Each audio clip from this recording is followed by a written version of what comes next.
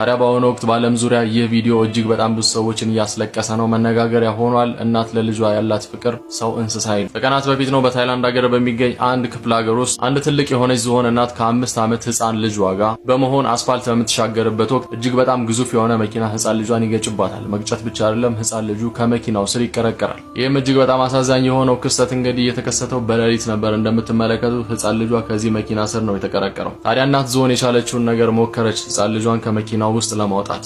ከመወከሯም የተነሳ የሆነ ፒክቸር ላሳያችሁ። ቆይ ይህ ከላይ የምትመለከቱት ቦታ በዝሆኗ ጭንቅላት የተፈጠረ ሲሆን ልጇን ለማዳን ስትገፋበት የነበረው ቦታ ነው፣ ወርጉዶን እንደምትመለከቱት ማለት ነው። በዚህ ቦታ ላይ የቆመችው እጅግ በጣም ለብዙ ሰዓታት ነው፣ ተስፋ ባለመቁረጥ ማለት ነው፣ ልጇን ህይወት ለማትረፍ። በዚህ መልኩ ነበረ የልጇን ሞት ሳታምን ከሌሊት ጀምሮ እስከ ጧት ሰዎች መተው ማደንዘዣ ወቅተው በሰንሰለት አስረዋት እስኪወስዷትና ከዛ ቦታ ዞር እስኪያደርጓት ድረስ ተስፋ አልቆረጠችም ነበር። የተቀረቀረውም ዝሆን እንግዲህ በዚህ መልኩ ነበረ። ኮሜቲ ጋይድ ስለሚለኝ ነው ብዙም አላሳያችሁ፣ ቴሌግራም ላይ ፖስት አደርግላችኋለሁ። ታዲያ እቺ እናት ምንም እንኳን እንስሳ ብትሆንም ነገር ግን የልጇን ሞት ባለማመን ካለችበት ችግር ህይወቷን ለማዳን ሞክራ ነበረ። ነገር ግን ሊሳካላት አልቻለም። እጅግ በጣም ሀዘን በተሞላበት መልኩ የ5 ዓመቷን ልጇን አታለች። እሷንም ከቆመችበት ማለትም ለ5 ሰዓታት ከቆመችበትና ልጇን ስትጠብቅበት ከነበረበት ቦታ ለማንቀሳቀስ እንግዲህ የአካባቢ ፖሊስ እንግዲህ ማደንዘዣ መጠቀም ነበረበት። በተጨማሪም እንግዲህ ሰንሰለቱን ተጠቅመው እሷን ለማንቀሳቀስ ሞክረዋል፣ በዛም ችለዋል ማለት ነው። በዚህ መልኩ ማለት ነው እስከዛ ድረስ ማለትም ሰዎች መተው እሷን ማደንዘዣ ወቅተው ሲያንቀሳቀሷት ድረስ እናት ለመንቀሳቀስ ፈቃደኛ አልነበረችም። የልቧም ስብራት በዚህ ፒክቸር ላይ እንደምትመለከቱት ያስታውቃል። ታዲያ በአሁኑ ወቅት በዓለም ዙሪያ ይህ ቪዲዮ እጅግ በጣም ብዙ ሰዎችን እያስለቀሰ ነው፣ መነጋገሪያ ሆኗል። እናት ለልጇ ያላት ፍቅር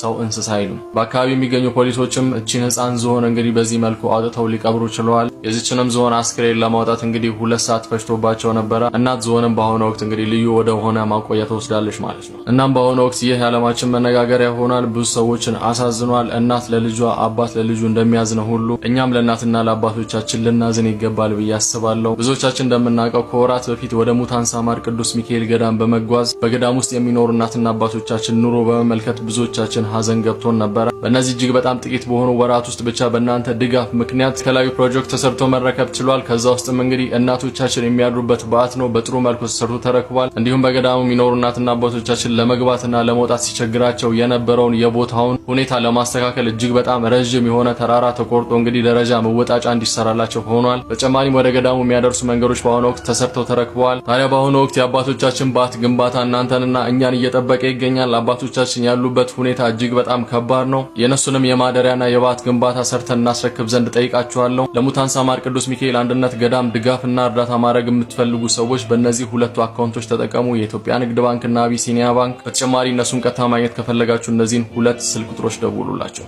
በማዘን ብቻ የሚቀየር ነገር የለም፣ የቻለን ሁሉ እናርግ። ይህንንም ቪዲዮ ኮፒ ሊንክ እና ሼር በማድረግ አግዙን። ብሩክ ነኝ። መልካም ቀን ይሁንላችሁ።